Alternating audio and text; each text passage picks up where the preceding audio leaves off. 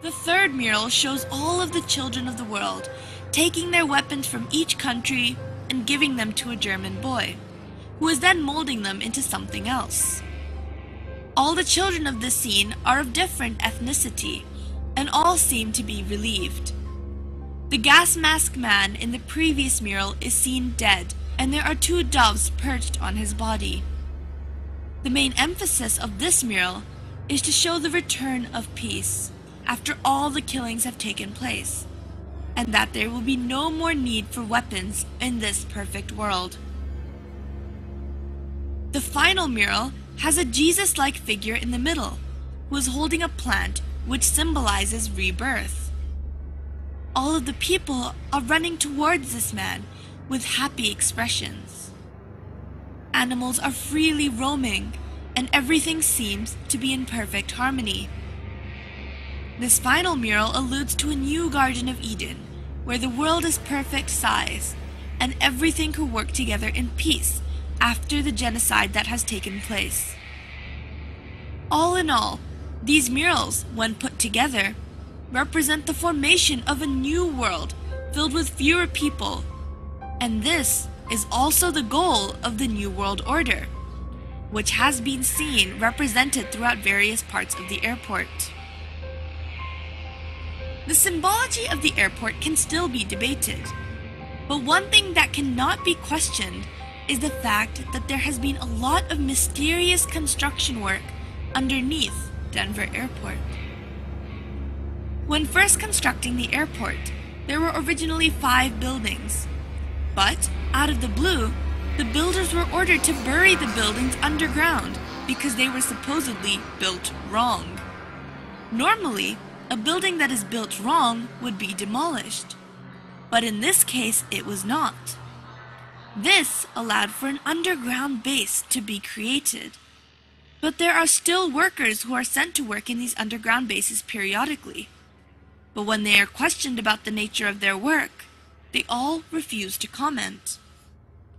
These underground bases have been going under more construction and now have underground tunnels that connect all the buildings together. According to a contractor, these tunnels have a strange sprinkler system that was added onto the roofs of the tunnel. But this sprinkler system has no valid use, as these tunnels are concrete and underground. If relating these sprinkler systems back to the sign of AUAG in front of the mural regarding genocide, then one must begin to wonder what the use of a sprinkler in a concrete tunnel 150 feet below the ground would be. These underground bases appear to be holding rooms due to the sheer mass and size, and some say that they even allude to concentration camps. This is because 1.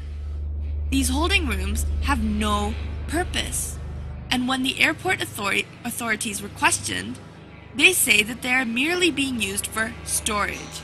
And 2, all the barbed wire fences face the inside of the airport rather than facing the outside, which is what they usually do.